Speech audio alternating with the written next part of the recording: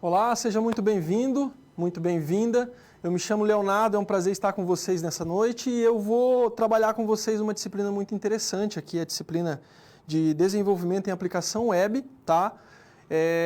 A 2, né? E a gente vai, a minha responsabilidade nesse momento é conduzir com vocês nas próximas 8 aulas aí o conteúdo dessa disciplina que visa trazer para vocês conhecimentos na área de desenvolvimento web, tá? Vocês já tiveram uma disciplina anteriormente, a minha ideia para essa disciplina é contribuir, é complementar o conteúdo daquilo que vocês já viram, tá? Então fazer um processo de retrospectiva do que vocês já viram, uma retomada das tecnologias que a gente utiliza geralmente para o desenvolvimento web, e a partir dessa retomada a gente vai desenvolver um trabalho aí baseado em projeto. Então a proposta é que nas primeiras 4 aulas aí, 4, 5 aulas, a gente consiga fazer essa retrospectiva dessas tecnologias que eu vou mostrar na sequência para vocês. A partir dessa retrospectiva, a gente conduz a disciplina e as demais aulas que restam aí para a gente concluir, né, que restarão para a gente concluir, a gente vai conduzir com um projetinho básico de desenvolvimento aí de uma página e vocês vão entender legal como é que vai funcionar esse processo, tá? Então vamos para a tela do slide aí, vocês estão vendo, né, programação para web, desenvolvimento em aplicação Web 2, e aí a proposta dessa unidade é isso que vocês estão vendo aí. A gente tem como objetivo nessa aula especificamente trabalhar uma dessas tecnologias, como eu falei para vocês, a gente vai ver já já quais são elas, tá? Mas aí nós esperamos aí que vocês consigam desenvolver aí a capacidade de identificar e desenvolver alguma página, no caso uma página web, utilizando a tecnologia HTML5, né? Assim como os demais recursos. Eu acho que um ponto legal dessa tecnologia é entender o porquê desse número 5 que a gente está vendo aqui. Isso aqui tem um sentido e faz toda a diferença na linguagem e a gente vai compreender isso aí daqui a pouco, tá? Bom, um resumo aqui que vocês estão vendo é compreender e aplicar os conhecimentos dessa linguagem HTML5 para o desenvolvimento de página web, tá? Então, nessa teleaula, a nossa proposta é essa. Bom, a introdução, né, gente? Vamos conversar um pouquinho antes da gente iniciar efetivamente o conteúdo da disciplina. A gente tem visto aí, eu acho que é legal fazer uma retomada histórica da evolução da internet, porque ela faz toda a diferença no processo de desenvolvimento e as tecnologias, inclusive, que são utilizadas hoje para isso, são definidas, são escolhidas, são criadas a partir dessa história. Então não tem como a gente negar a história de evolução da internet para chegar ao momento que a gente se encontra hoje, tá? Então, basicamente, a gente precisa entender o seguinte, a internet ela foi criada a partir de uma necessidade. Acho que basicamente a gente pode resumir aí, pode fechar essa linha de raciocínio como sendo dessa forma, né? Toda nova tecnologia, ela acaba sendo criada a partir de uma nova necessidade, tá? No começo, a internet era utilizada basicamente para comunicação, sobretudo a comunicação militar, né? Então, os Estados Unidos, por exemplo, usava muito a questão da internet para comunicação da base com um fronte de guerra, dependendo do lugar onde eles estavam e tudo mais. Logo, em seguida, isso é assumido aí, é adotado também pela academia, então o mundo acadêmico começa a utilizar, e tudo começa nos Estados Unidos ali, entre 2 universidades, 3 universidades que usam esse novo meio de comunicação para se comunicar umas com as outras, tá? Então, na tela do slide você está vendo aí, hoje ela é utilizada largamente, nós temos um processo, nesse processo de evolução da internet, né, e consequentemente das tecnologias utilizadas aí para desenvolvimento de página web, a gente viu um avanço muito grande. Hoje, inclusive, eu falava muito sobre isso em uma das minhas aulas. A gente tem aí, por exemplo, um dos elementos de desenvolvimento web é a animação, né? A animação gráfica. Hoje você utiliza de recursos de animação gráfica para desenvolver uma página web. Por quê? Porque uma página web estática, como ela era no começo, hoje já não atrai mais. Ela não desperta o interesse do usuário daquela pessoa que acessa determinada página de internet. Então a animação gráfica ela é, por exemplo, um elemento fundamental de um desenvolvimento de página web. Um bom exemplo, a gente pode citar inclusive nos tempos atuais, com esse boom dos dispositivos móveis, você vai ver com muita facilidade as fabricantes de dispositivos móveis, por exemplo, celular, nas páginas web dessas fabricantes, elas apresentarem o dispositivo tentando trazer o máximo de realismo para aquela apresentação. O que a gente vê no momento? A gente vê uma briga muito grande entre as fabricantes com relação ao número de câmeras traseiras no dispositivo. Ou seja, criou-se essa lógica de que quanto mais câmeras traseiras, melhor é a qualidade da imagem da foto tirada com essa câmera, inclusive do vídeo, né? Então, o que você vai ver hoje, por exemplo, em páginas de fabricantes de dispositivos móveis do tipo celular? Você vai ver uma apresentação desse aparelho e em algum momento dessa apresentação, você vai ver uma utilização de recurso de animação para mostrar ou trazer para você a sensação de realismo do que aquele dispositivo consegue com aquele número de câmeras traseiras. Então é bem interessante você perceber o que o desenvolvimento web, né, o que o profissional dessa área consegue com uma página, no sentido de sensibilizar um potencial comprador daquele aparelho e, de fato, converter aquela apresentação em uma venda. Tá? Então, no final das contas, nesse campo de utilização da página web, o objetivo é esse, é você conseguir trabalhar essa página de modo que ela tenha apelo, ela tenha interação, ela toque nos sentidos da pessoa que está visitando aquela página. Tá? Então, ainda no slide, você acompanha comigo. Além disso, a gente consegue muitas outras coisas, obviamente, com páginas web, tá? Então hoje, por exemplo, a gente está vendo aí uma crescente muito grande da utilização das páginas web por empresas de modo geral, tá? Então a gente tem aí a adoção de páginas web, né? Ou, por exemplo, a presença dessa empresa, uma presença virtual, para vender um produto, um serviço, divulgar uma marca e etc. Tá? Além disso, você consegue, hoje a gente carrega a internet no bolso, obviamente todo mundo sabe disso, né? Então, quem diria aí que há 6, 7, 10 anos atrás você teria a comodidade que nós temos hoje de comunicarmos uns com os outros através de aplicativos de comunicação, de mensagem instantânea que a gente tem no celular, né? Além, lógico, dos mais conhecidos como WhatsApp, nós temos outros aí. Então, a gente consegue através da internet e isso também, tá? Mas além disso, né, você quer comprar um aparelho, como o exemplo que eu estava usando, inclusive, do aparelho de celular, né? Você quer comprar um aparelho de celular, você consegue fazer isso por uma página web, uma página de e-commerce ou e-marketplace. Existem alguns tipos aí de comércios eletrônicos. É interessante vocês darem uma pesquisada para entender, inclusive, a dinâmica disso relacionada ao modelo de negócio, tá? Você precisa encontrar um endereço, gente, eu utilizo muito isso aqui, tá? Dependendo do lugar que eu vou, porque hoje é muito comum as pessoas usarem usar pontos de referência para dizer um determinado local que você precisa encontrar, tá? Então, nem sempre você conhece essa localidade pelos pontos de referência. Então, o que você faz? Você vai aí num Waze da vida, você vai no Google Maps, então utiliza um aplicativo para fazer isso.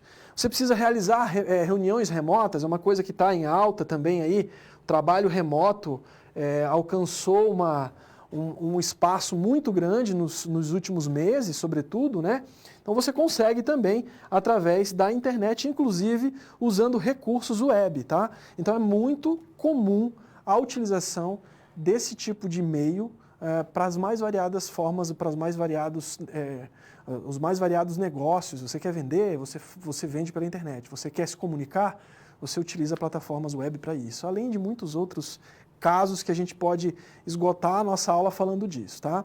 Bom, na sequência, a gente tem aí os pontos que a gente vai levar em consideração na aula de hoje, e lógico, alguns deles, inclusive, ao longo de todas as 8 aulas que nós veremos, que é a criação de websites. Basicamente, a gente tem aí alguns aspectos, né, que eu acho que são importantes, aí, inclusive voltados realmente para o mercado de trabalho. São aspectos que a gente conhece, eu tenho experiência com isso, e você vê, por exemplo, a necessidade de compreensão. Porque desenvolver uma página web, gente, não é só sentar no computador e criar um produto de software que roda na internet. Você tem todo um aparato tecnológico por trás disso que vai necessitar ser implementado para que esse produto de software web que você desenvolveu funcione. Então, uma das coisas que a gente precisa considerar, que muitas pessoas, inclusive, não sabem, né? A gente precisa ter uma cautela com isso aí, que são a questão dos serviços de hospedagem. Quando eu tenho muitos casos de pessoas conhecidas que me procuram para esclarecer, sobretudo agora nesse momento, como eu falei já, da ampliação do interesse de empresas e organizações para ocupar um espaço virtual, né, um espaço na internet, de entender como funciona essa questão de serviços de hospedagem. Então a gente tem vários várias empresas que oferecem esse tipo de serviço, e aí nós vamos ter vantagens e desvantagens, vamos ter preços diferentes, e tudo isso vai acabar sendo crucial para você tomar uma decisão e escolher o melhor serviço de hospedagem para o caso que você necessita. Nem sempre você vai desenvolver um site e vai sempre utilizar aquele serviço de hospedagem, tá? Pode ser que você, avaliando os prós e contras de cada um, você escolha um em detrimento do outro ou vice-versa, tá? A tecnologia adotada para o desenvolvimento, esse é o aspecto fundamental da nossa aula de hoje. A gente vai tocar aí as próximas aulas, inclusive com base nessas tecnologias que mais à frente eu vou passar para vocês, vou comentar com vocês. A gente vai falar bastante também, né, de ferramentas aí para desenvolvimento. Eu acho que vocês viram no material, quem pôde acessar já os slides, já percebeu que a gente tem aí alguns editores de algumas IDEs, a gente chama de IDE, né? Alguns programas que são utilizados para desenvolver software, né? Independente se ele é para web ou não. Então, se vocês olharam o material de vocês, a gente vai trabalhar com um específico no material, é o Sublime Text, tá? Mas aí eu peço licença para vocês, porque eu repensei a questão do conteúdo da aula e acho interessante mostrar para vocês um software que é gratuito. O Sublime Text, de uns tempos para cá, ele passou a ser registrado. Então, a gente acaba tendo uma dificuldade por conta desse registro. E se você não faz esse registro, que te gera um serial para você inserir no software e validar ele para utilizar, ele não funciona. É de se preocupar, porque às vezes você está com um software que está com um registro, às vezes que não é válido, ou um registro, sei lá, que é pirateado, um serial que é pirateado, e você, no meio de um trabalho, fica na mão porque aquele software deixa de funcionar. Então, para evitar isso, qual é a dica que eu dou, né? A gente tem aí um conjunto, um volume muito grande de ferramentas, inclusive essas para desenvolvimento web que eu estou mencionando para vocês, os editores aí, não só para web, né? Mas esses editores, inclusive, que são software livres, são muito bons, atendem muito bem e você não tem preocupação nenhuma de ter que licenciar, de ter que gastar com licença ou, como eu disse anteriormente, de correr o risco de que esse software pare de funcionar no meio de um trabalho que você esteja desenvolvendo. Então, tomem cuidado com isso. Por esse motivo, eu peço licença para vocês, né, do material eu coloquei o Sublime Text, mas hoje eu vou mostrar um similar dele, que eu particularmente gosto bastante, inclusive é o que eu uso, mas a gente vai ver o Sublime Text ao longo do curso. Prometo para vocês que eu trago aí a experiência de vocês utilizarem, se for possível, quem sabe, e por que não, né, mais uma terceira opção aí, que vocês se familiarizem com ela, para terem opções e escolher de acordo com a necessidade de vocês, tá bom? Voltando para o slide. Nós temos aqui, acho que é interessante, eu já comentei, mas eu vou frisar, né? Dentro do trabalho de criação de websites, gente, a gente tem aí sites dos mais variados tipos possíveis. Eu acho que é interessante a gente falar um pouco sobre isso, porque quando a maioria das pessoas que eu conheço, ex-alunos de curso de graduação, inclusive, eles têm uma deficiência muito grande quando sai para o mercado de trabalho, que vai falar, por exemplo, de website do tipo loja virtual. Por quê? Porque quando você está com um website que é do tipo loja virtual, você vai ter um tipo de tecnologia necessário para que esse site funcione. Vou dar um exemplo para você. Uma loja virtual, por exemplo, ela vai ter que ter por trás dela, né? A gente fala no back-end dela, ela vai ter que ter uma loja virtual, ela vai ter que ter todo um processo de automatização de venda para você. Imagina que você entrou numa página, vamos usar o exemplo do celular. Estou falando do celular, vamos continuar falando do celular, né? Você entrou numa página para procurar um aparelho celular.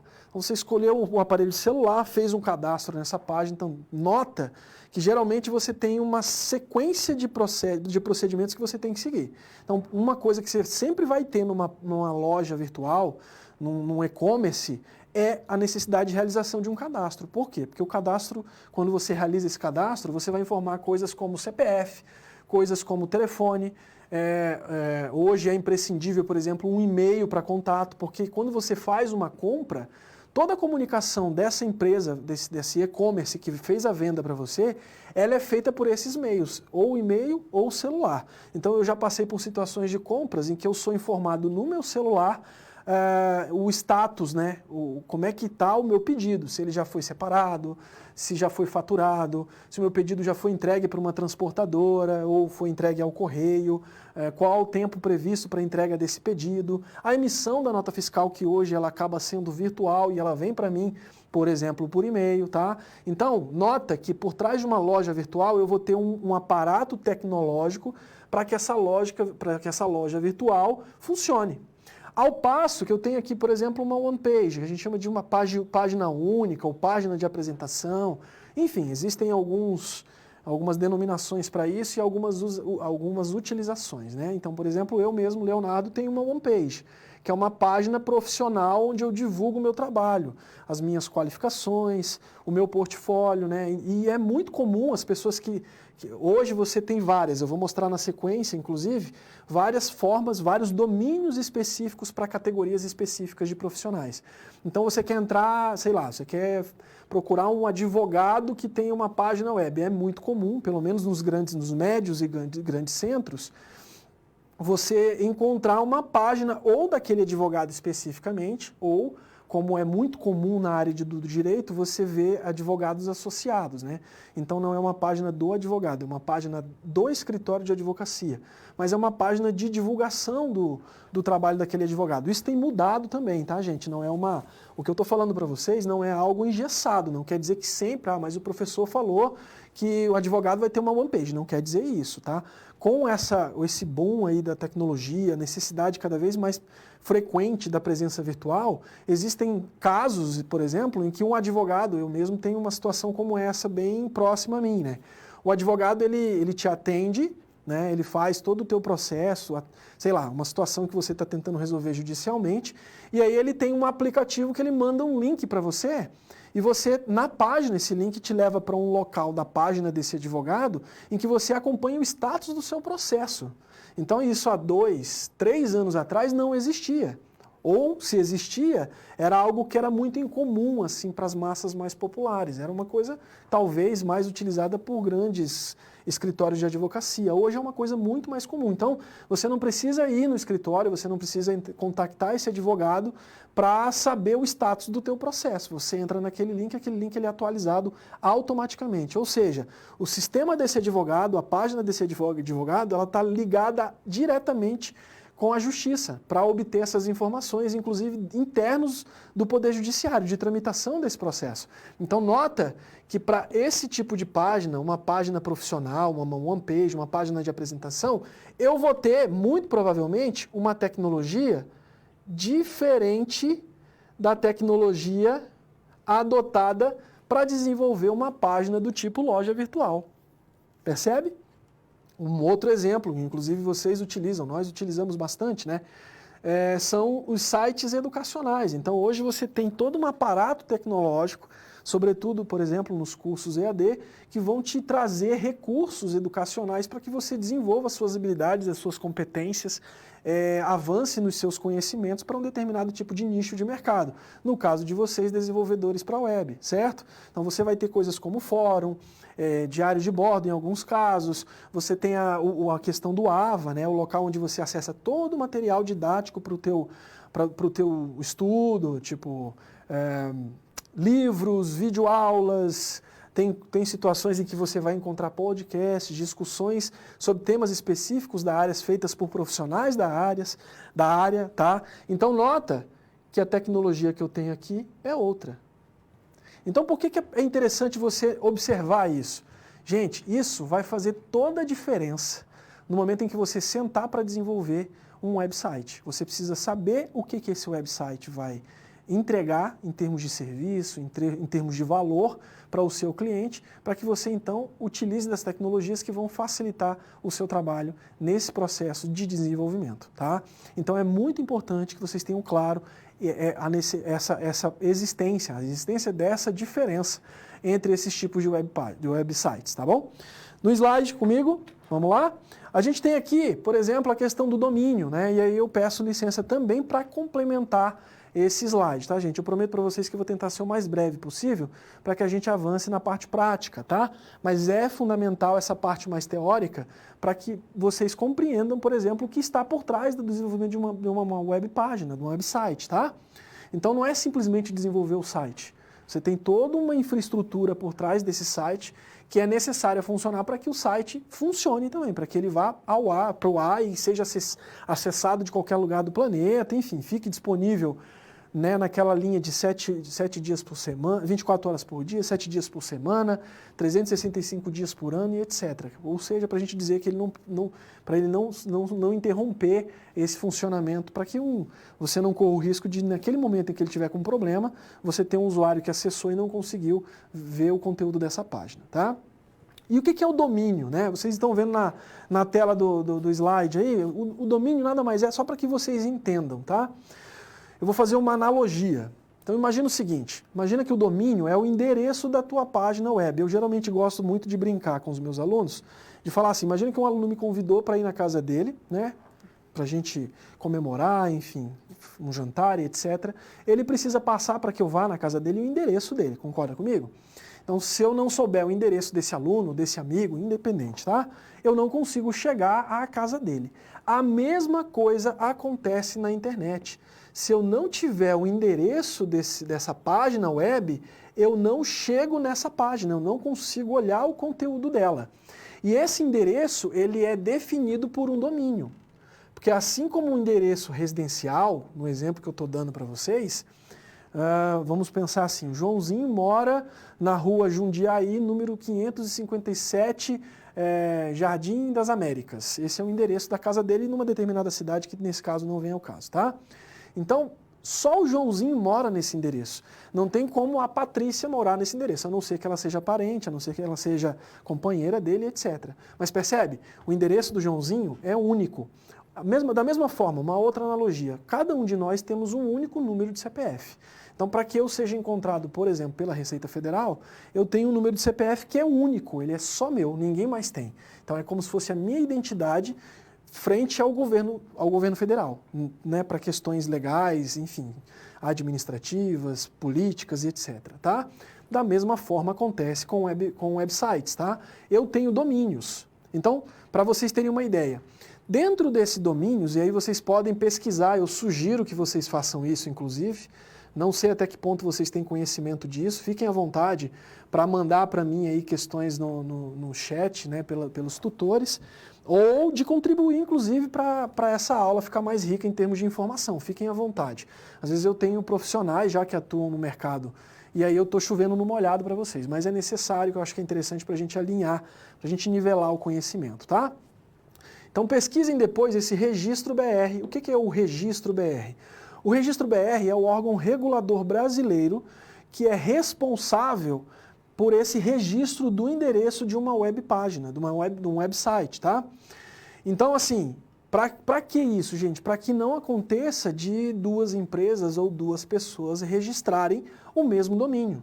Até porque você teria dois serviços de hospedagem disponível na internet, na hora que você fosse tentar acessar se tem o mesmo nome, para qual desses endereços a sua solicitação de acesso caminharia, né? Não faz sentido, inclusive.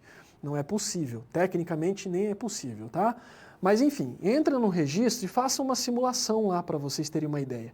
Se vocês quiserem, a gente pode fazer isso no ar também, não tem problema. Eu faço o teste.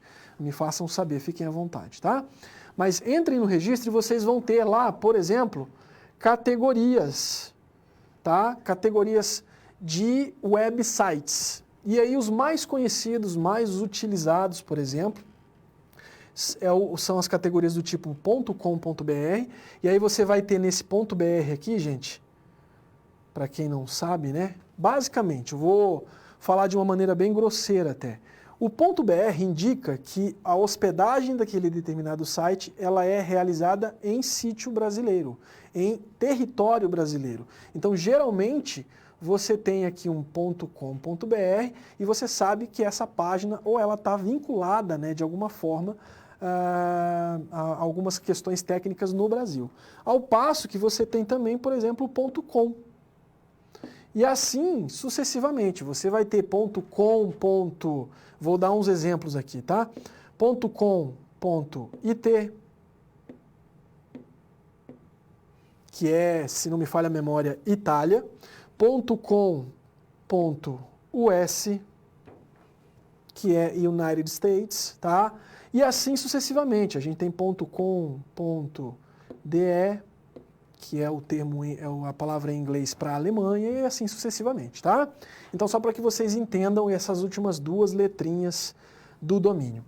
Além disso, nós temos domínios como o edu.br, o gov.br, que geralmente gov é utilizado não só pelo governo federal e os governos estaduais, mas também pelos governos municipais, né, as prefeituras. Esse número, na verdade, tem uma relação muito íntima aí com a capacidade financeira da prefeitura, mas esse número tem aumentado, o número de organizações municipais que têm entrado aí, ocupado um espaço na internet para entregar serviços para a população, serviços simples, como, por exemplo, a emissão de um imposto, de um IPTU de imóvel de um determinado município, tá bom? E aí eu trago um link aqui, eu acho que esse link está ativo, façam um teste aí para mim, por favor, se puderem já testar e me dizer se está ativo ou não, mas nota o seguinte, tá? Aqui eu tenho uma letra e um número, tá? Logo aqui, ó, eu vou riscar só para apontar para vocês. Tem que digitar exatamente igual. Logo do lado aqui, eu tenho uma letra maiúscula, tá? Então tem que ser a letra maiúscula. Na sequência, uma letra minúscula. Vocês têm que digitar exatamente como está aí. Se vocês quiserem fazer um teste, por favor, fiquem à vontade e me mandem aí um retorno do teste de vocês, tá bom? Bom, acho que na sequência aqui eu tenho agora exatamente as tecnologias que a gente vai conhecer ao longo desse curso, tá, gente? Então, assim, na aula de hoje a gente vai falar bastante sobre o HTML5. Eu vou dar alguns exemplos básicos, não vou me aprofundar, até porque a gente vai voltar a utilizar o HTML5 ao longo das próximas aulas, tá? Então, a primeira tecnologia que a gente fala na aula de hoje é HTML5. Eu fiz um esforço muito grande para não misturar as coisas, né? Para a gente separar. Nesse momento eu julguei necessário, julguei até mais coerente, segmentar as tecnologias, ou seja, separar elas bem separadinho, tá? Eu até pensei em dar alguma palhinha para vocês aqui de CSS, mas eu acho que não é legal. Então a gente vai tentar aí, até porque eu tenho bastante coisa para passar para vocês. Tem um errinho aqui, tá, gente? Desculpa. É script, o P e o T depois, tá? Como eu estava dizendo, até porque eu tenho muita coisa para passar para vocês, sobretudo sobre tecnologias, acesso a servidores e tal. Então, acho que um pouco de HTML5 e mais essa parte de infra vai ser interessante para vocês entenderem como funciona tudo isso que eu falei anteriormente, né? De como realmente é possível eu utilizar uma página web na internet, tá? A gente vai ter o CSS, possivelmente na próxima aula, aí, junto com o HTML5. A gente vai fazer alguns exercícios práticos em aula, tá? Se vocês puderem acompanhar. Eu prometo para vocês, ao longo dessa próxima semana, até a nossa próxima aula, tentar fazer uns testes aí no meu celular de algum editor para dispositivo móvel, tá? Que dê para a gente trabalhar pelo menos com HTML e CSS, para vocês verem como funciona a criação de páginas. Não vou prometer que eu encontre e, assim, não sei se vocês se adaptariam. Eu tenho uma certa restrição por uso de tela de celular, eu não gosto muito, mas prometo tentar achar para vocês, porque às vezes alguns de vocês não têm computador, então para que vocês consigam acompanhar ou pelo menos tentar aí os exercícios mais simples que eu vou passar, vocês possam instalar no celular e utilizar no celular, tá? Na sequência, a gente vai ter aí o JavaScript, que é uma linguagem também utilizada juntamente com HTML5 e CSS. Vocês vão ver que o JavaScript ele dá um poder muito maior aí sobretudo para a parte de interação, de interatividade de uma página web, né? Então o JavaScript é o cara que é o responsável nessa casadinha, nesse trio de HTML5 e CSS, ele é o principal responsável pela questão de interatividade, tá?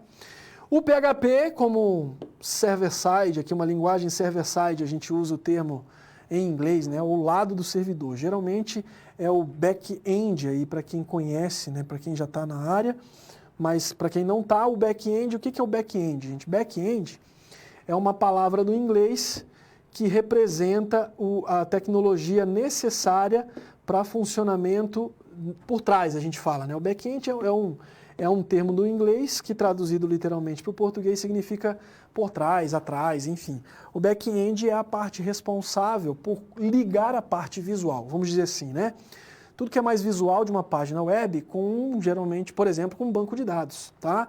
Então é o PHP o cara responsável por isso. De nada adianta você desenvolver uma página web aí com um HTML5, CSS, que vai ter um cadastro de um usuário para um e-commerce, né, uma loja virtual, e você não ter como salvar os dados desse formulário num banco de dados, tá bom?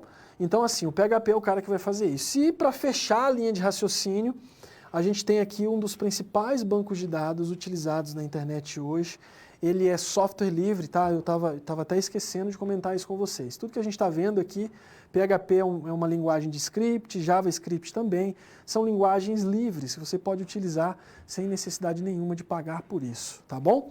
Então, essas são as tecnologias que a gente vai utilizar ao longo das próximas aulas. E aí a gente começa falando do famoso, né, do conhecido HTML5. Peço licença para vocês para, nesse primeiro momento, utilizar dessa nomenclatura, falando inclusive o número 5 junto, tá? Até que a gente se familiarize, porque de fato, né, de uns 2 anos atrás para frente, o HTML5 se tornou a linguagem principal de HTML. Anteriormente, nós tínhamos aqui o HTML 4.1, a gente vai falar dessas versões anteriores, tá? Hoje ela não é mais utilizada e se alguém ainda persiste, né, tenta continuar utilizando HTML 4.1, vai ter um problema com os navegadores de internet que a gente vai falar na sequência também, tá? Porque com a evolução da linguagem, os navegadores também evoluíram. Na tecnologia, é sempre assim, tá? Sempre que você percebe muito isso para quem tem computador, no próprio dispositivo, no próprio aparelho, né? Você compra um computador, sei lá, com 2 anos, nossa, meu computador está lento, tem 2 anos que eu comprei, ele parece que já não dá mais conta do recado, mas é porque é isso, tá, gente? A tecnologia, ela evolui muito rápido. Então, tudo praticamente no campo da tecnologia evolui junto, tá? Uma coisa acaba influenciando na evolução da outra. E não é diferente com o HTML5. Então, como eu estava falando para vocês, eu vou pedir licença nesse momento para eu acho, né? Eu pelo menos acho. Pode ser que para vocês não seja. Eu acho um pouco chato ficar falando HTML5, tá? Eu sei que é HTML5, basta eu falar HTML. Mas é mais para a gente se familiarizar com a versão, tá? E o que é o HTML? Ele é uma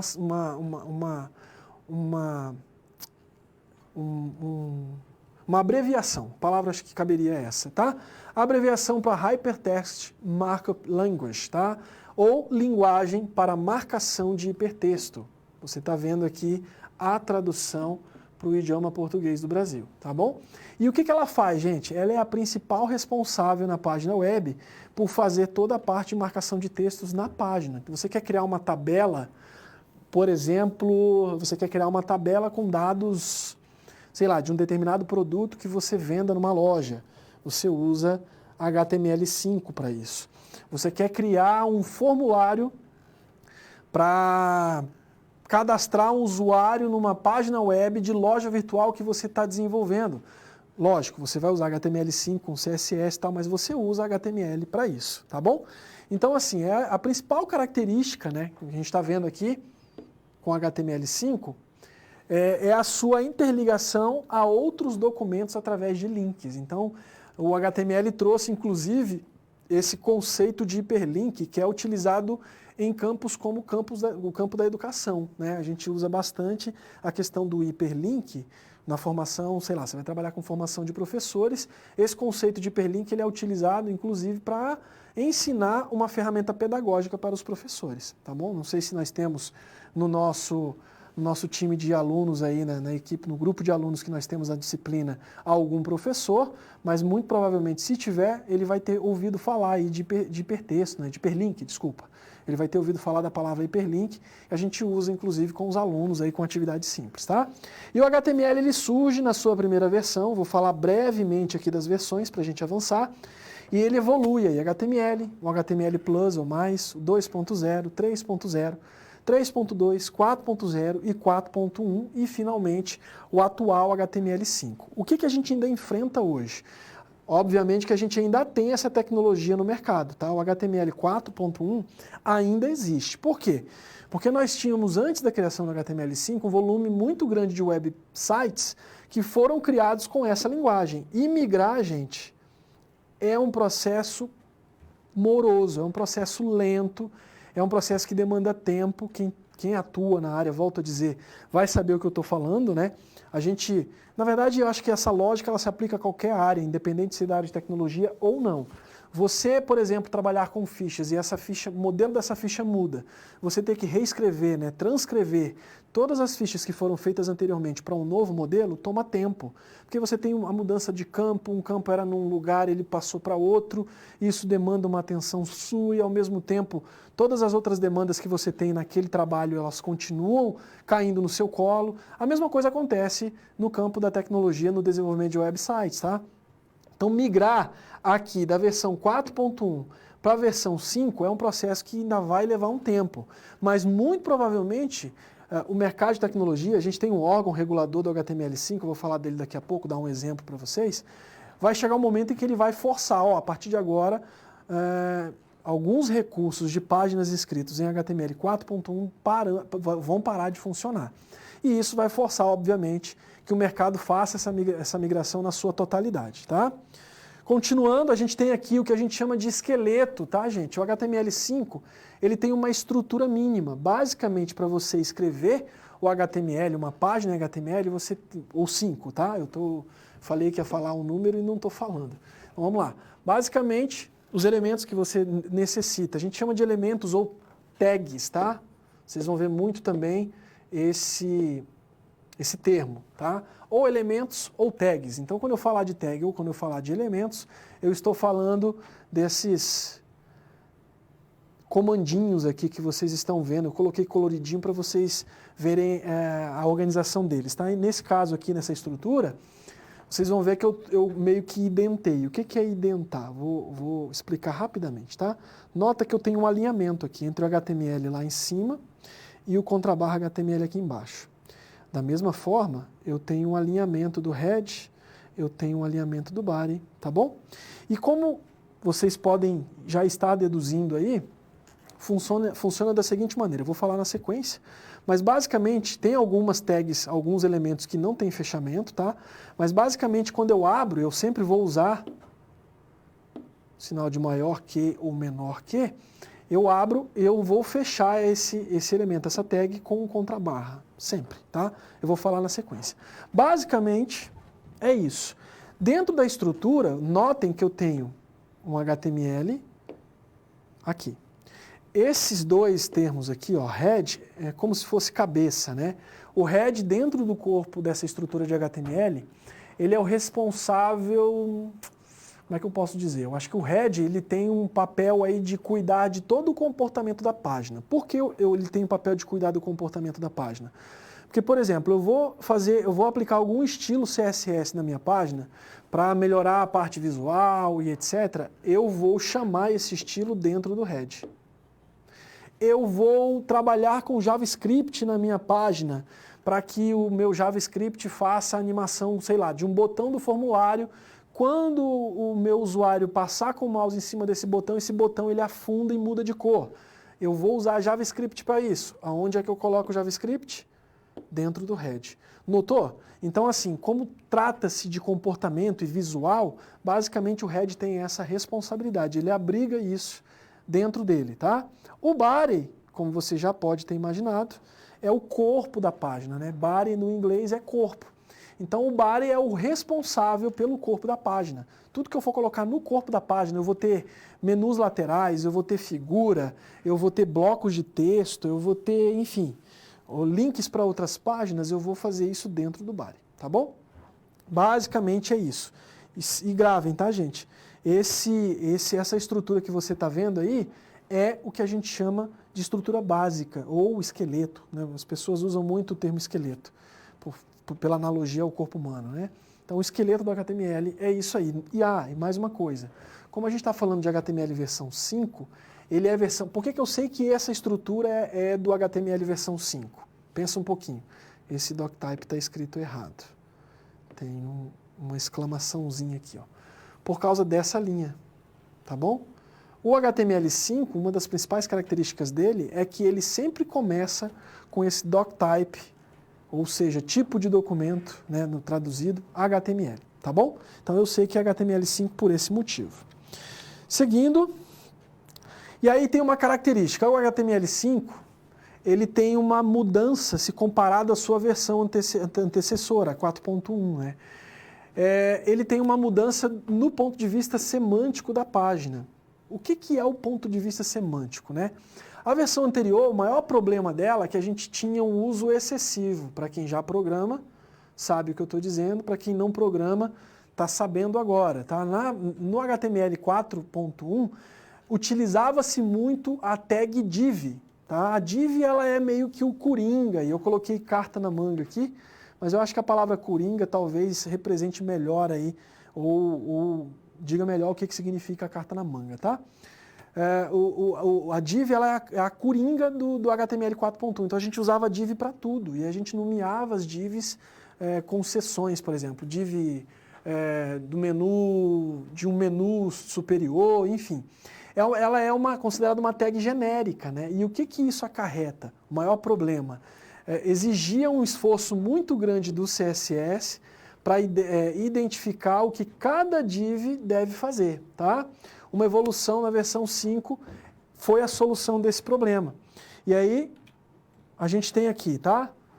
Rapidamente, só para complementar a fala do slide anterior, né? Essa questão semântica. A semântica, ela dá sentido, ou vamos pensar assim, de um jeito, um exemplo, né? De uma forma bem simples para que vocês entendam, uma analogia também. É como se o HTML5 fosse mais facilmente compreendido pelo computador e pelos mecanismos, sei lá, por exemplo, de busca. Tá? Então a semântica tem a ver com isso, mas a gente vai falando sobre isso ao longo do curso. Então basicamente a gente começa um elemento ou uma tag com um sinal de menor que e fecha ela com um sinal de maior que. No exemplo, HTML e contrabarra HTML. Lembrando que eu sempre uso o contrabarra no fechamento, tá? E lembrando ainda que existem tags que não têm fechamento. A gente vai conhecer algumas, tá? Elas podem ser personalizadas com atributos. Então, aqui eu tenho a tag e dentro da tag HTML5 eu tenho um atributo chamado lang, de language, né? E aí eu defino, por exemplo, que a linguagem dessa página específica é PTBR, ou seja, português brasileiro, do Brasil, tá bom? E aí a principal mudança do HTML5 com relação à semântica que eu comentava antes, né? Nós temos aí seções dentro da página e essas seções elas são melhores compreendidas pelo computador. Eu não vou me aprofundar, senão a gente perde tempo, mas basicamente foram criadas elementos semânticos. O header, que é tipo cabeçalho, o nav, que é uma área destinada, por exemplo, a agrupamentos de links ali, ou menus, né? Um menu geralmente você vê superior ali. Nós temos as sections, que são as seções. Nós temos o article e o aside, tá, gente? O aside foi um negócio bem legal, porque ele permite criar os menus laterais. E footer, que é o rodapé aí, na tradução do pé, né? E aí a diferença, como era feito antes no HTML4 e agora no HTML5. Antes eu usava um div e identificava esse div como um header. Depois eu usava um outro div e identificava esse div como um nav. Depois eu usava um outro div e definia ele como uma classe section e assim sucessivamente, tá?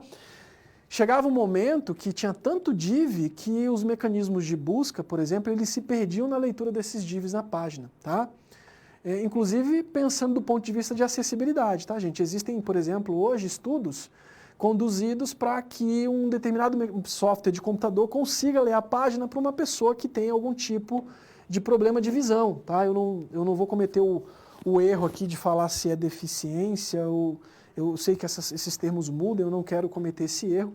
Então, para alguma pessoa que tem algum tipo de problema de visão, tá? Uma cegueira com grau elevado, com grau baixo. Então você pode ter um software que faça a leitura da página web, permitindo que essa pessoa, né, consiga fazer a navegação sem necessidade de uma outra pessoa que não tenha nenhum tipo de dificuldade de visão, tá bom?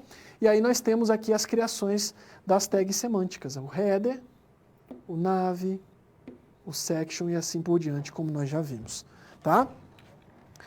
Bom, a construção da página em HTML5, ela segue mais ou menos esse padrão, já mostrei para vocês. Vamos fazer um exemplo aqui rapidinho desse código. Vou chamar vocês para a tela do computador. Deixa eu desbloquear minha tela aqui. E só dar uma olhadinha no código, gente. Vamos fazer o seguinte, vamos fazer a leitura desse código rapidinho. Vocês estão vendo aí que eu estou usando, por exemplo, eu vou digitar aqui, deixa eu usar a ideia que eu utilizo. Eu vou fazer o seguinte, eu vou criar um new file. Vou salvar, já eu explico para vocês aqui, index.html, tá? Vou salvar ele aqui, deixa eu colocar num lugar temporário, só para vocês terem uma noção do que eu estou fazendo. Então, no momento que eu salvo essa página como HTML, eu posso começar a digitar e criar a página aqui, ó. A minha ideia, eu estou usando o Atom aqui, que ele é como eu mencionei com vocês no começo da aula, ele é um software livre, gratuito, muito parecido com o Sublime, tá? Muito parecido, inclusive com muitos recursos, inclusive melhores, no meu ponto de vista, tá? E aí a gente tem aqui a possibilidade de fazer o código HTML. Então eu posso, por exemplo, começar a digitar doctype, ó. Nota o que eu fiz? Digitei doctype, não precisei na verdade nem digitei doctype, só digitei doc. Como eu salvei esse arquivo como HTML, a minha ideia já sabe que eu estou desenvolvendo uma página HTML5.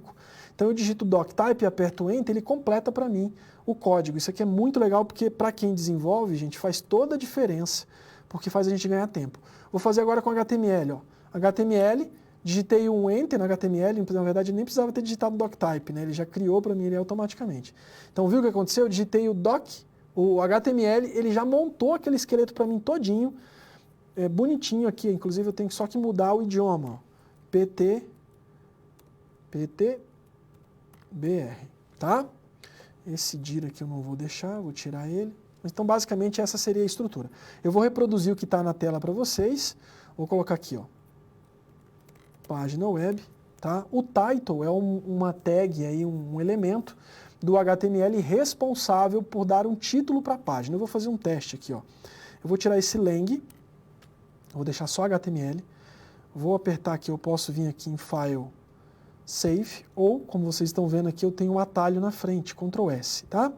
Então, o Ctrl S, ele já salva para mim. Gente, se tiver, faz uma gentileza para mim, só me ocorreu agora, eu acho que vale a pena fazer esse pedido para vocês. Se tiver nítido aí, eu gosto muito de usar o fundo escuro, porque ele, dentre outras coisas, como economia de energia e tudo mais, ele é menos prejudicial para a vista, tá? Então, eu geralmente gosto de ambiente escuro com a ideia do jeito que vocês estão vendo aí. Mas se for necessário mudar, eu faço essa mudança para que vocês vejam melhor. Não sei como está sendo a recepção da imagem para vocês. Então, se não tiver legal, me dá um feedback que aí a gente vê o que faz aqui, tá? O MetaCar7, gente, ele define o padrão do teclado. No nosso caso aqui no Brasil, a gente usa o UTF-8, só para que vocês entendam o que é esse padrão. É o padrão que me permite, por exemplo, dentro do nosso idioma, digitar a letra cedilha, tá? Então é um padrão que permite digitar alguns símbolos que em outros idiomas não existem, tá? Então o UTF-8 eu geralmente coloco numa página web para não ter problema com a acentuação. O title, como eu estava falando para vocês, ele vai mostrar para mim o título da página, tá? Nota aqui, ó, o MetaCar7 e o title, eles estão dentro de head, ó.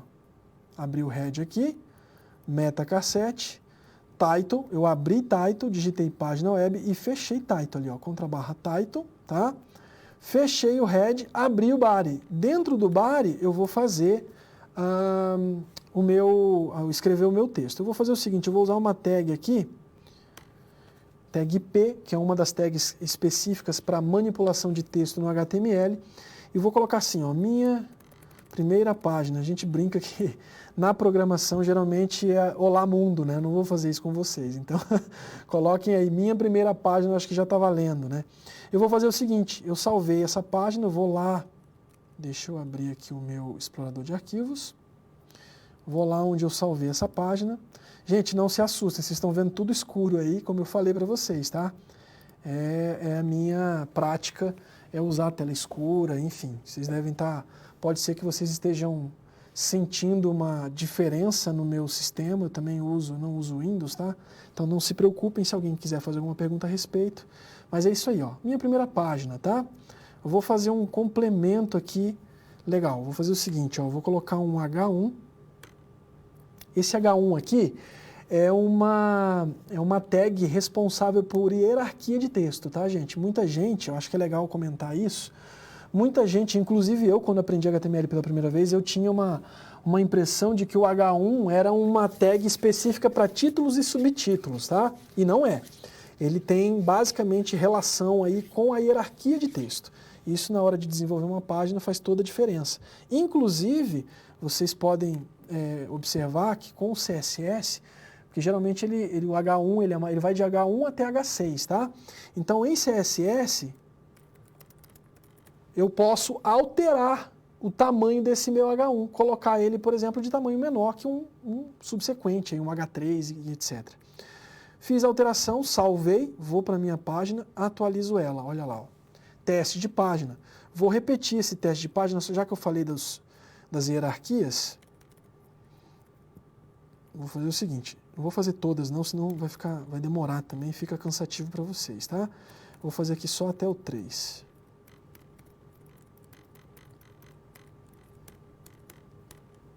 Salvei, atualizei, tá lá. E aí você nota que o H1 é maior que o H2, que é maior que o H3, e isso vai até o H6, mas não quer dizer que isso aqui é título e subtítulo, tá? É hierarquia de texto. Perfeito? Vimos o exemplo, vamos voltar para a tela do slide aqui agora. Nós vimos o exemplo que está na tela para vocês, um exemplo muito, muito, muito básico, tá? E aí a gente fala dos navegadores, tá, gente? Naquela... A gente tem 5, eu estou com uma figura ilustrativa, só para lembrar que o tema é navegadores, mas eu vou falar de alguns, inclusive, que não estão aqui. Acho que não sei se é necessário, tá? Mas enfim, nós temos aí uma figura de 5 navegadores, para alguns de vocês é familiar, são familiares algumas dessas figuras, ou uma única delas, né? Vocês vão perceber aí que, inclusive, algumas delas são usadas demais por nós. Agora, nesse momento, eu usei, por exemplo, essa central aqui que vocês estão vendo, que é o símbolo do Google Chrome, que é hoje um dos principais navegadores, as pessoas gostam bastante dele, tá? Mas eu, particularmente, tenho usado esse segundo aqui, que é o Firefox. Nos sistemas operacionais Windows, é muito comum você encontrar ou o Internet Explorer, que esse símbolo é do Internet Explorer, ou o mais atual agora, que veio com uma proposta de ser melhor aí do que o Internet Explorer, porque o Internet Explorer apresenta alguns problemas, inclusive de segurança, tá? A Microsoft lançou esse Edge, que vocês possivelmente já viram aí. Nos dispositivos da Apple, Mac, a gente tem aí o Safari e um terceiro aqui, não menos importante, o Opera, que eu também gosto de usar. Uma prática legal que eu sugiro a vocês, desenvolvedores web, né? Vocês vão ter que ter no computador de vocês, gente, pelo menos uns 3 navegadores desses. Por quê? Porque você tem, por exemplo, mecanismos de busca no navegador, motor de busca, tá? A palavra correta seria essa, que é diferente de um navegador para outro. E isso influencia, inclusive, na sua página web, na forma como ela é exibida para a pessoa que está navegando na sua página, tá? Então, vamos voltar para o slide. É interessante, novamente, repito, vocês adotarem a prática. Eu mesmo tenho 3 no meu computador, acho que é legal, porque aí você testa a mesma página que você desenvolveu em mais de um navegador, para você ver se está ficando legal. E aí vamos falar do ambiente, tá, gente? Eu montei para vocês aqui, basicamente, acho que inclusive talvez aí eu já também esteja chovendo no molhado, aqui na tela do computador, eu vou mostrar para vocês, não é essa máquina, vamos lá, essa máquina aqui. Eu vou mostrar para vocês, deixa eu ampliar isso. O meu sistema operacional, eu estou com o Windows virtualizado aqui para vocês verem, tá? Então é muito comum, se você olhar na tela do slide novamente comigo, a gente tem aí uma figurinha, uma imagem do Champ, tá? O que é o Champ, gente? Hoje no ambiente, eu gosto de dizer isso, acho interessante comentar com vocês. Champ ele é um pacote, né? Ele é um conjunto de ferramentas que já está devidamente preparada para que você faça todos os testes necessários para desenvolvimento web. O Champ ele vai trazer para vocês coisas como o próprio banco MySQL, ele vai trazer para vocês o servidor web, ele usa o Apache para isso, a gente tem outros no mercado como o Nginx, né? Vocês devem ter ouvido falar, se não ouvirem falar, acho que vale a pena vocês fazerem uma pesquisa. Mas ele vai trazer o mais utilizado ainda no momento, é o Apache. ele traz já nativo suporte às linguagens PHP e Pure, tá? Então, se eu for desenvolver uma página web com PHP, eu posso subir um serviço XAMPP na minha máquina. Vamos para a tela do computador, eu vou mostrar para vocês. E esse serviço, ele automaticamente carrega para mim a página na linguagem que eu estou desenvolvendo. Seja HTML, seja o PHP, o próprio PHP, seja um banco de dados que eu queira fazer um teste. Mas aí eu chamo a atenção para vocês para uma coisa. Muito cuidado. Por quê, gente? O que eu mais vejo de pessoas que saem da academia, da graduação, aí concluem o curso de graduação, é essa dificuldade. Porque a pessoa aprende ao longo... E assim, o XAMPP ele é uma ferramenta acadêmica, ele precisa ser utilizado. Porque nem todo mundo tem condições de ter um computador que comporte aí, por exemplo, montar um servidor local, um servidor virtual no computador, tá? Então, não estou dizendo que não é para ser usado, muito pelo contrário, a gente precisa utilizar. Mas precisa também entender que o XAMPP ele é um pacote para você subir aplicações MySQL, HTML, CSS, PHP e tudo mais, mas ele não é o mesmo tipo de serviço, tipo de sistema que roda no ambiente de produção. Então entenda o seguinte, eu vou classificar aqui basicamente, só para efeito de compreensão, o XAMPP ele é um ambiente que na verdade ele é um pacote que vai preparar tudo que eu preciso preparar para o ambiente de desenvolvimento web, sem que eu precise me preocupar com as minúcias desse ambiente. Eu não preciso me preocupar, por exemplo, com a configuração do Apache, eu não preciso me preocupar, por exemplo, com a configuração do MySQL, ele já vai me entregar isso tudo funcionando, tá? Ele vai me entregar tudo isso funcionando. Só que quando você conclui a sua graduação e vai para o mercado, com o que você vai se deparar? O último dado que eu tenho, não sei se ele está atual, posso estar cometendo um erro de estar passando uma informação desatualizada para vocês, tá? Então, mas o último dado que eu tenho é que mais de 80% de servidores web rodam Linux. E o ambiente em Linux, para funcionar um servidor web, eu posso até mostrar para vocês, eu tenho alguns acessos a servidores que estão, inclusive, que eu mesmo montei em Linux, para vocês terem uma noção de como funciona. Por quê? O que acontece? Que já aconteceu muito comigo, né? Ex-alunos de graduação, concluintes, né, do curso de graduação, se deparam com uma demanda de desenvolvimento web e na hora de subir essa aplicação, ele se perde todinho, ele não sabe subir a aplicação para um ambiente de produção, que é o ambiente de produção, é o quê? É o servidor que está ligado na internet, que tem um domínio e que serve como a hospedagem daquele site e dos serviços que rodam naquele site, tá? Só para que vocês entendam. Então é muito importante que vocês saibam que tem essa diferença. Então eu preciso desenvolver no meu computador, testar se o que eu estou desenvolvendo está ficando legal, testar se as coisas da minha página estão funcionando, eu uso o XAMPP, tá? Inclusive, existem diferenças também para quem é desenvolvedor, não sei se nós temos nesse caso aí na turma alguém, né? Mas pode acontecer de você ter alguém que utilize algum tipo de framework para desenvolver, por exemplo, em PHP. Tá? E aí esse framework ele necessita de alguns recursos a mais instalados que o XAMPP não entrega. Então tem umas questões meio de ordem técnicas, a gente não vai perder tempo com isso, eu estou comentando para que vocês saibam. Então, por exemplo, eu tenho aqui o servidor Apache, né? Eu vou ver até se eu tenho alguma página web aberta, eu vou verificar se eu salvei alguma coisa, acho que eu não tenho nada aqui, mas eu vou mais mostrar o XAMPP e mostrar para vocês uma página funcionando lá mesmo no ambiente que eu estou, tá? Acho que eu não vou ter aqui, mas enfim. O XAMPP, ele vai, por exemplo, levantar o Apache. Então, se eu tenho uma aplicação web, e aí eu vou mostrar no slide para vocês, eu vou até passar isso. Vou deixar nessa tela que vocês estão vendo no slide aí. Vocês estão vendo ali em cima no browser, no navegador ali, eu tenho o 127.0.0.1/Macedo. Né, uma pasta com esse nome, com esse sobrenome, ou enfim, com esse apelido, Macedo, tá? Aquela pasta, se vocês notarem, eu tenho ela ali nesse IP. Esse aqui é o número de IP, é um IP local que funciona só naquela máquina, não depende de internet, não funciona na internet. Se eu passar esse número IP para uma pessoa, sei lá, um amigo meu de curso, que está na casa dele, eu estou fazendo isso na minha página, desenvolvi aqui aula de PHP, rodou na minha página, digitei ali 127.0.0.1/Macedo, eu vou acessar. Se eu passar esse mesmo endereço para o meu amigo na casa dele tentar acessar, não vai funcionar, porque isso aqui não está na internet, isso aqui está rodando no seu computador.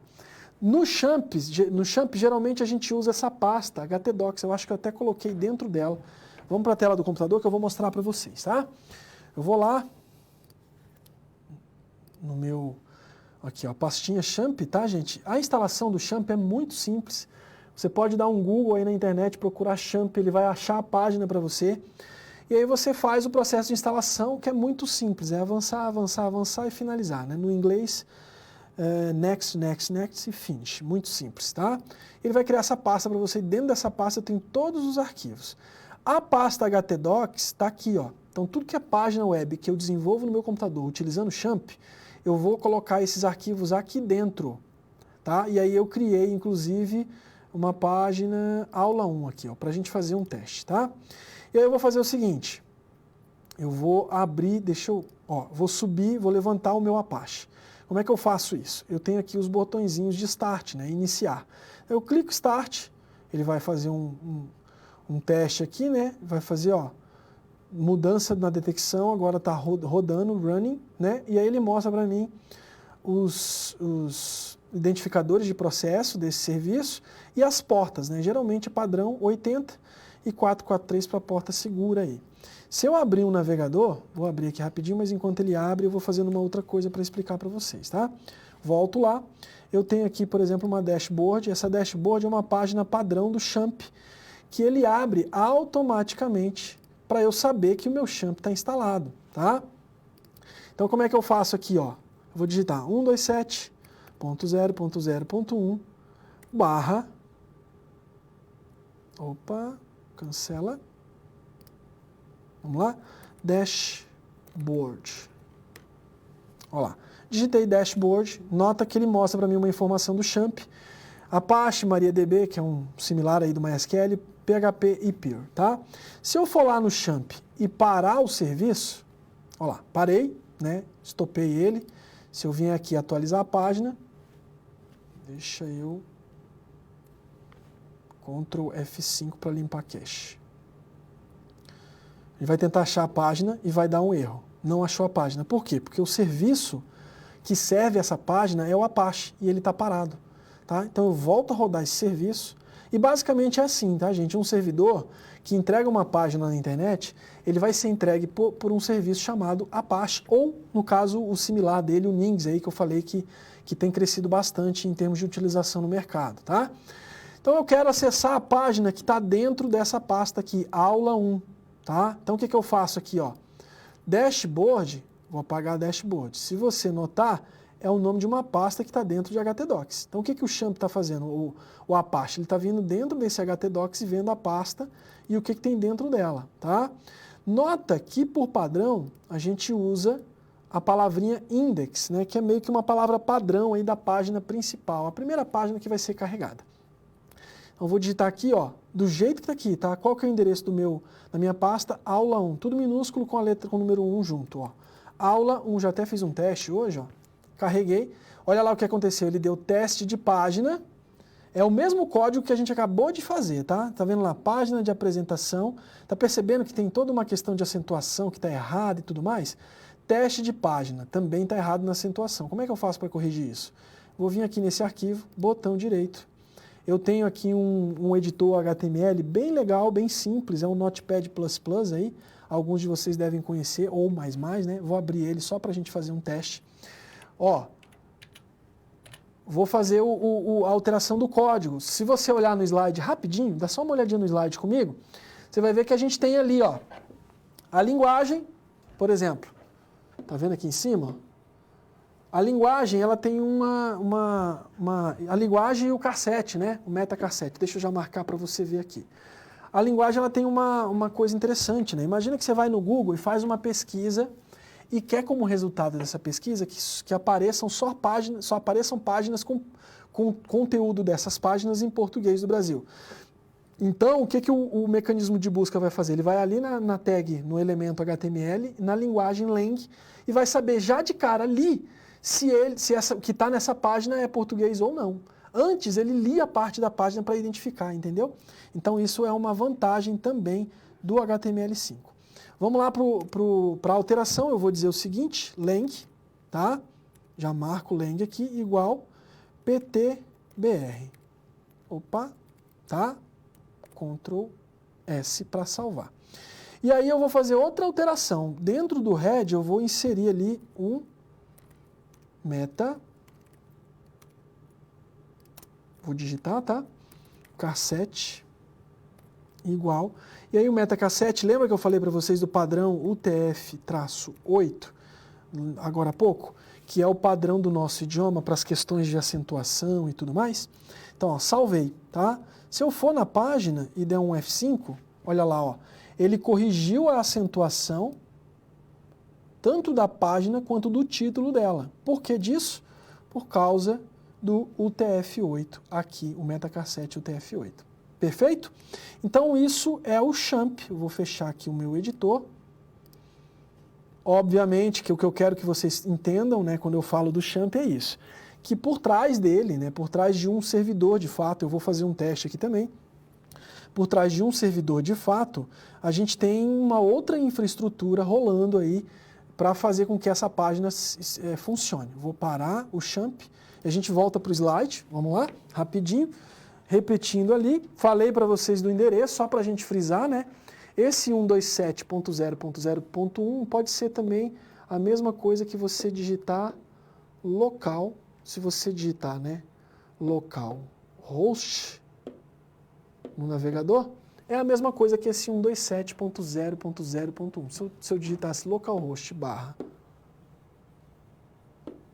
Macedo, vou tentar digitar minúsculo aqui, porque o nome da pasta está em minúsculo, né? Então ele acharia também o mesmo caminho. E isso aqui é feito pelo champ, tá? Pelo champ que serve essa página, como eu já mencionei para vocês.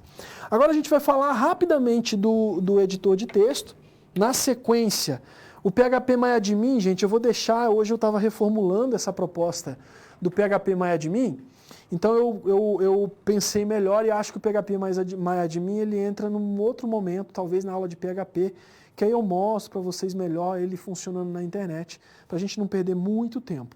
Mas o PHP-MyAdmin, resumidamente, ele é uma versão web do gerenciador do banco de dados MySQL. Ele é feito em PHP, inclusive, e ele facilita muito a administração da base, em termos de criação de base, criação de tabela, inserção de dados nessa base direto pelo PHP-MyAdmin e assim por diante. A gente vai falar dele num determinado momento, tá? E eu ia fazer o mão na massa no final, mas eu comecei ao longo da aula e a gente vai continuar agora. Chamo vocês para a tela do computador para a gente ver aí o editor de texto que eu mencionei para vocês. Como eu disse, acho interessante, a gente vai falar aí sobre Sublime Text nas próximas aulas, tá? Mas hoje eu quero mostrar para vocês, quero falar um pouquinho nesses últimos minutos que nos restam, sobre o Atom, ou Atom, né? Alguns chamam Atom ou Atom, que é um similar aí do Sublime, é esse cara aqui com a tela toda preta que vocês estão vendo aí.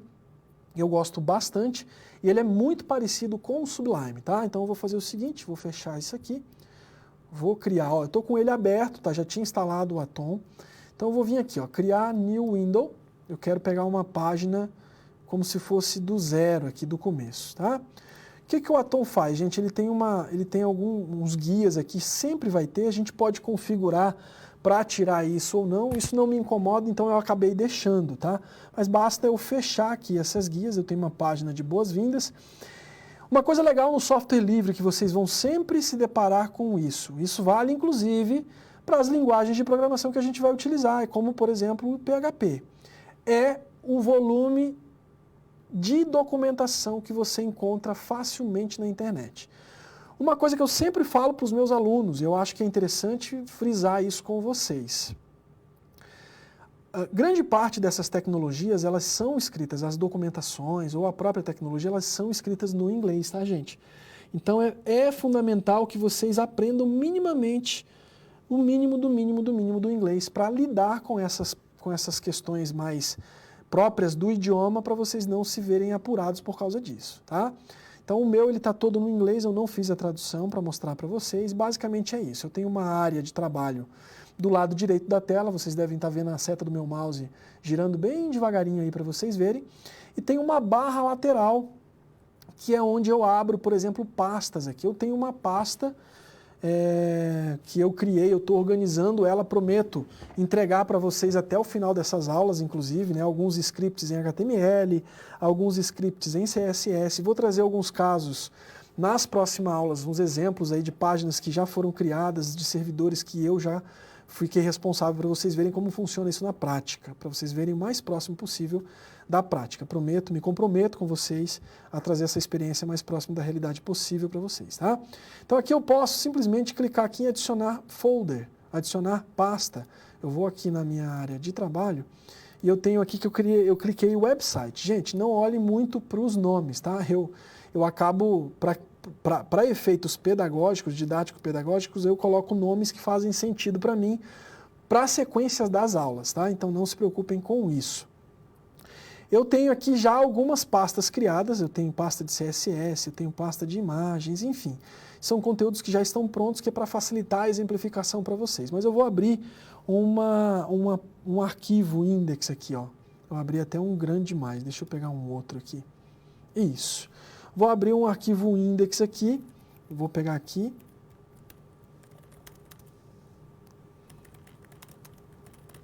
Tem uma página, eu chamei ela de index 2, ela seria um segundo exemplo aí, tá? O que vocês vão ver, por exemplo, nessa página? Para a gente para eu não gastar o tempo digitando, eu já vou mostrar para vocês, tá? Então eu tenho aqui a estrutura, doctype, HTML, legal. Sempre que eu for fazer isso num editor, eu tenho que digitar tudo, tá, gente? Eu tenho uma outra ferramenta que eu gosto de usar bastante quando eu estou criando páginas, que é uma ferramenta que me permite testar trechos do meu código, no caso do HTML5, por exemplo. Eu posso testar trechos do meu código sem que eu precise digitar todo o código, isso me faz ganhar tempo, tá? Mas nesse caso aqui, ó, eu tenho body, eu estou usando um div, né? Estou usando um header aqui, ó, uma tag, né, um elemento semântico aí do HTML5 que a gente acabou de conhecer.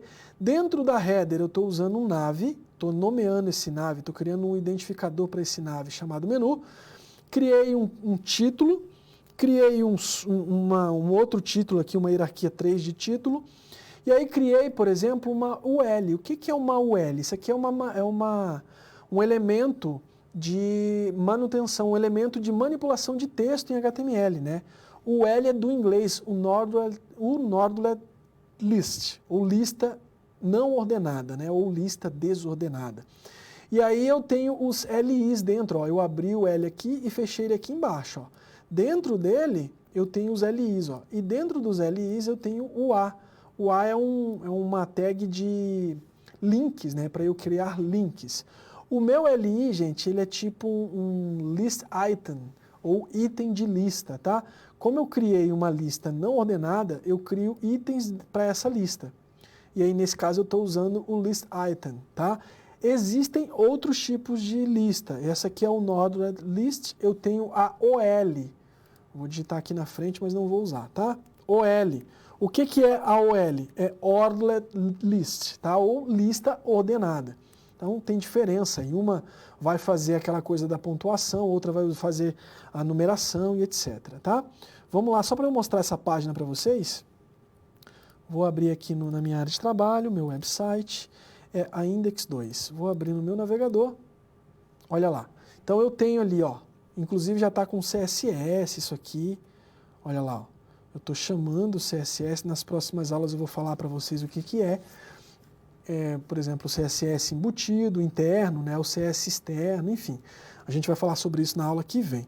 Mas ele já está com um CSS apontando para esse arquivo. E aí vocês notem, cadê? Isso, notem que está aqui o menu. Deixa eu tirar esse CSS, para ver se a gente consegue ver ele rapidinho. Ctrl S, vou remover o CSS. Olha lá, ó. Sem o CSS... só HTML puro, isso aqui é só HTML puro. Olha o que vocês estão vendo. Vocês estão vendo uma lista com os pontinhos, tá? Se eu colocasse ao invés do UL, o OL, vou colocar aqui, ó, OL, Ordered List. Salvei, atualizei. Olha lá, ó, ao invés dos pontos, não sei se vocês conseguem ver, deixa eu dar um zoom aqui. Ao invés dos pontos, eu tenho agora a numeração. Perfeito? Vou voltar o UL. Vou salvar, vou atualizar. Olha lá a diferença. E aí eu posso fazer pontos mais grossos, pontos mais finos, tá? Isso aqui são os elementos para manipulação de texto. Eu vou voltar o meu hiperlink, o meu link aqui pro... Vou comentar isso aqui, o meu link para o meu estilo de CSS e vou atualizar novamente a página. Opa, eu dei um zoom, né? Aqui, ó, o que eu estou fazendo nesse CSS, eu vou mostrar para vocês na próxima. Nós vamos fazer isso aqui juntos, tá? Eu estou só mostrando o exemplo para vocês saberem o que foi feito lá. Isso aqui é um menu suspenso que está com um efeito aqui que eu estou usando só CSS para isso. Ele muda de cor, tá? Que é aquela mesma lista de itens que vocês acabaram de ver. Gente, a gente está caminhando para o final, tá? Se alguém tiver alguma dúvida, fique à vontade para perguntar, porque senão a gente não vai ter tempo de conversar sobre as dúvidas. Perfeito? Essa é a página, tá, gente? Agora eu vou mostrar para vocês rapidamente. Eu tenho aqui uma máquina. Isso aqui, não se assustem não, é uma telinha preta. Isso aqui é como se fosse um servidor Linux virtualizado, tá? Eu tenho aqui, deixa eu abrir no meu... Isso aqui é o meu terminal que eu uso para acessar o meu servidor, tá? É o seguinte, esse servidor Linux que vocês estão vendo aqui, só para que vocês entendam, isso aqui é como se fosse uma máquina, um servidor que está em algum lugar servindo página para a internet. Então você está na sua casa, você vai acessar uma página, essa página está nesse servidor. O link para esse servidor eu coloquei aqui, ó. Deixa eu ver até se está de pé. Ping, está de pé, está respondendo. Ó. Então, o número IP desse meu servidor é 169.254.629. Se eu for no meu navegador aqui, ó, eu já até deixei aberto. Ó. Nota aqui em cima que eu estou usando 169.254.629. Isso aqui, gente, é o Apache rodando num servidor Linux. Tá? Como se fosse o champ que eu mostrei para vocês agora há pouco. Então ele está servindo essa página aqui, tá? Eu acho até que eu consigo fazer uma alteração, mas a gente não vai ter tempo para isso. Eu faço na próxima aula, eu altero a página para vocês verem aparecer uma outra página aqui ao invés dessa que mostra, que é uma página que mostra para mim que está funcionando, que o Apache está funcionando. Isso aqui é um servidor Linux. Então como é que funcionaria para eu colocar? Eu desenvolvi uma página web e vou acessar um servidor Linux, que seja, imaginando que seja um servidor Linux. Pode ser que seja o Windows, não tem problema. Então eu vou acessar esse servidor e subir minha página para esse servidor. Eu posso, por exemplo, usar um sisteminha, um FileZilla, que é um programa de conexão de servidor. Eu copio o arquivo do meu computador para esse servidor. Tá? Então eu já fiz a configuração aqui. Esse local é essa máquina aqui, que vocês estão vendo. Opa! Que vocês estão vendo rodando aqui. Não, Windows não. Que vocês estão vendo rodando aqui, que eu mostrei para vocês. Vamos lá, aqui, tá? Eu vou acessar ela pelo FileZilla. Então, como é que vocês subiriam a aplicação web de vocês? Vou conectar aqui, eu já tinha conectado, conectei. Aqui, ó, desse lado, ele mostra para mim os arquivos que estão lá naquela máquina, naquele servidor. Então, no Linux, por exemplo, onde é que ficam os arquivos? Lá no Champ a gente viu que fica no htdocs. No Linux ele vai ficar aqui em var www, que é o caminho, HTML. Olha lá, eu tenho uma página, se eu clicar aqui, opa, eu tenho uma página no HTML, ó, é uma página de manutenção, tá? Então aqui eu tenho um index, se eu abrir ela, vai parar nessa página aqui, que é a página que vocês viram ali, que mostra para mim, que mostra para mim o Apache funcionando. Perfeito? Se eu mudar essa página, eu posso fazer aqui rapidinho, acho que a gente consegue. Vamos ver se eu consigo aqui, ó, renomear. Deixa eu colocar aqui, old, e agora eu vou fazer essa, só essa mudança aqui, ó. O arquivo já existe, deixa eu ver se eu vou conseguir mudar, eu estou achando que eu estou sem permissão para alterar. Ó, ele está dizendo que eu não tenho permissão para alterar, tá, gente? Então não vou conseguir mostrar esse exemplo para vocês, mas me comprometo na próxima aula de mostrar para vocês essa página aqui mudando. Só para vocês verem como funciona na prática, ou pelo menos o mais próximo da realidade, um servidor Linux servindo uma página web, tá? Então eu consigo fazer isso pelo terminal, mas a gente não vai ter tempo agora. Perfeito? Então, ó, o FileZilla, vocês vão encontrar bastante documentação sobre ele na internet. Ele é uma ferramenta de conexão, nesse caso aqui ele pode ser usado com FTP, SFTP e tudo mais, tá?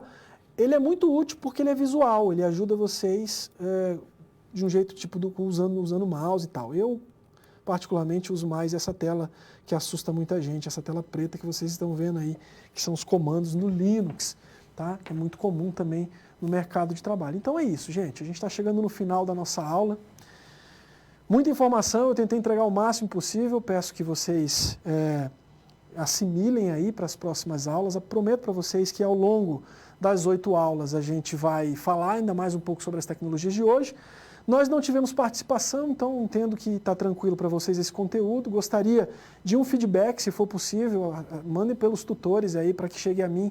Como foi a aula com vocês hoje? O que vocês acham que foi legal? Teve alguma coisa diferente, alguma novidade? Para eu saber como eu posso conduzir as próximas aulas, vai me ajudar na entrega desse conteúdo para vocês e, com certeza, tornar vocês profissionais de excelência para um mercado que é cada vez mais competitivo. Tá bom? Agradeço a participação de todos e espero vocês nas próximas aulas.